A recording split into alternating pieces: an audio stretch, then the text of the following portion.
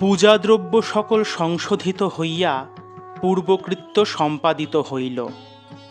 ঠাকুর এইবার আলিম্পন ভূষিত পীঠে শ্রী শ্রী মাকে উপবেশনের জন্য ইঙ্গিত করিলেন। পূজা দর্শন করিতে করিতে শ্রীমতী মাতা ঠাকুরানী ইতঃপূর্বে অর্ধবাহ্য দশা প্রাপ্তা হইয়াছিলেন। সুতরাং কি করিতেছেন তাহা সম্যক না বুঝিয়া মন্ত্রমুগ্ধার ন্যায় তিনি এখন পূর্বমুখে উপবিষ্ট ঠাকুরের দক্ষিণ ভাগে উত্তরাস্যা হইয়া উপবিষ্টা হইলেন। সম্মুখস্থ কলসের মন্ত্রপুত বাড়ি দ্বারা ঠাকুর বারংবার শ্রী শ্রী মাকে যথাবিধানে অভিষিক্তা করিলেন।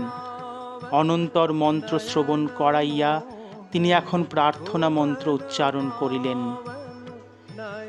হে বালে, হে সর্বশক্তির অধীশ্বরী মাত, ত্রিপুরা সুন্দরীর সিদ্ধিদ্বার উন্মুক্ত করো।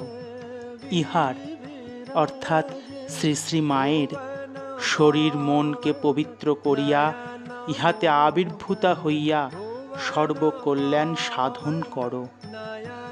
অতঃপর শ্রী শ্রী মার অঙ্গে মন্ত্র সকলের যথাবিধানে ন্যাসপূর্বক ঠাকুর সাক্ষাৎ দেবী জ্ঞানে তাহাকে ষোড়শ উপচারে পূজা করিলেন এবং ভোগ নিবেদন করিয়া নিবেদিত বস্তু সকলের কিয়দংশ স্বহস্তে তাহার মুখে প্রদান করিলেন। বাহ্য জ্ঞান তিরোহিতা হইয়া শ্রী শ্রী মা সমাধিস্থা হইলেন।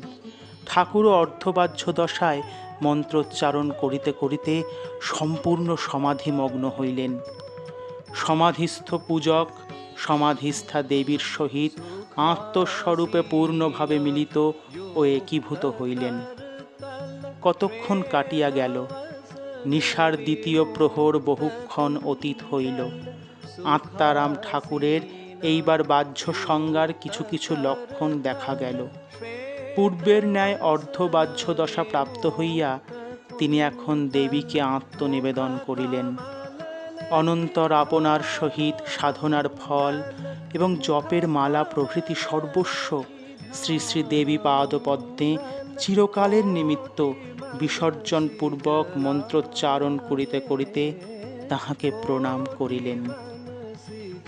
হে সর্বমঙ্গলের মঙ্গল স্বরূপে, হে সর্বকর্ম নিষ্পন্নকারিণী, হে শরণদায়িনী, ত্রিনয়নী, শিবগেহিনী গৌরী, হে নারায়ণী, তোমাকে প্রণাম, তোমাকে প্রণাম করি।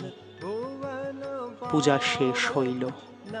মূর্তিমতী বিদ্যারূপিণী মানবীর দেহাবলম্বনে ঈশ্বরীর উপাসনাপূর্বক ঠাকুরের সাধনার পরিসমাপ্তি হইল। তাহার দেব মানবত্ব সর্বতোভাবে সম্পূর্ণতা লাভ করিল।